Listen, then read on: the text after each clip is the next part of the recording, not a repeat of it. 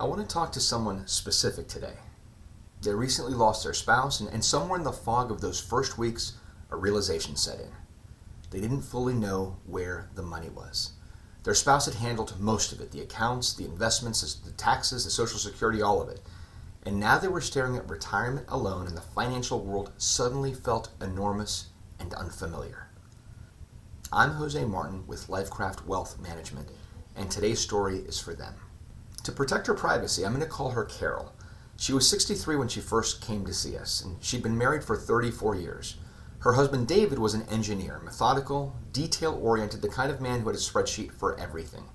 He managed their finances from the very beginning. Carol trusted him completely. She built a career in education, built a life she was proud of. Well, David passed away unexpectedly, and about a month later, the attorney handling his estate referred Carol to us. Their finances were in decent shape. They had been very, very good savers. But here's what Carol told me in that first meeting. I don't know what I have. I don't know what I'm entitled to, and I don't know what I'm supposed to do next. I just know that I don't have the luxury of getting this wrong. That last sentence, that's where we started. When we mapped everything out, we found two challenges running at the same time.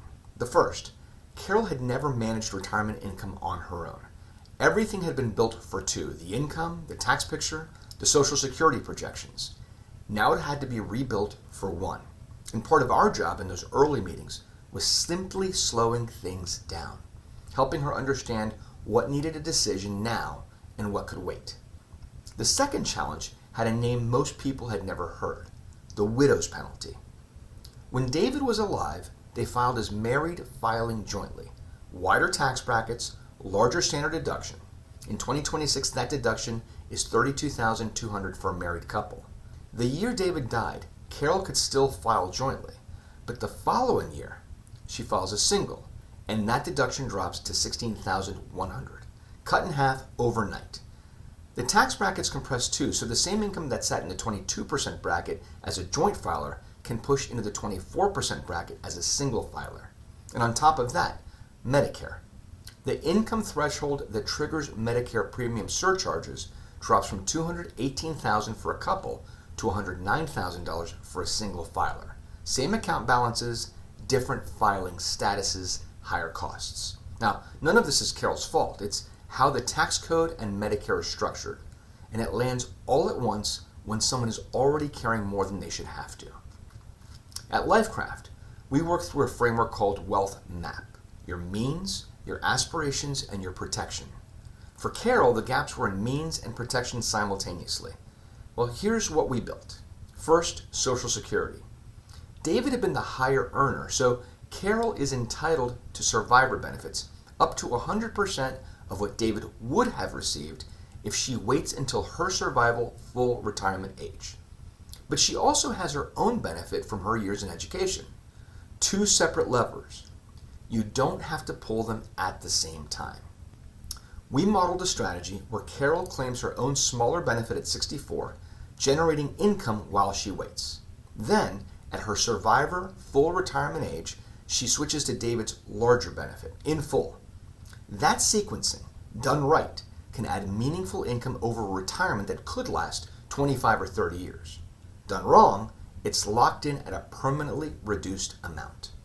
Second, the Roth conversion window. Coming to us 1 month after David's death gave us something valuable. Time. Not a lot, but enough. In the year of David's death, Carol could still file jointly. Before that window closed, we began converting money from the inherited IRA into a Roth, paying tax now at lower rates rather than watching those dollars get taxed at a higher single filer rates for the next 2 decades.